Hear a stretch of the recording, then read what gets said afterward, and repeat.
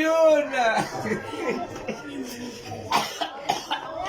Hey, ndakachizwa nekukura. Bava je.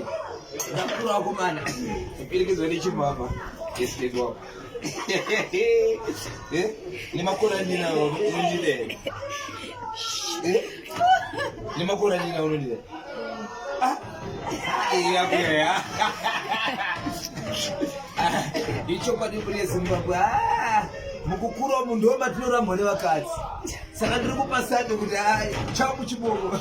Chati ndinaramba ndineo. Azvina masimuti wamkura.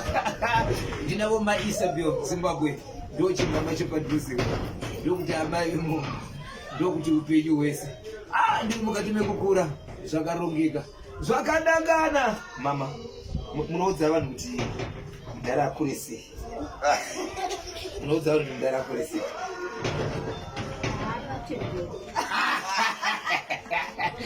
Aiwe, ndinonechembereza.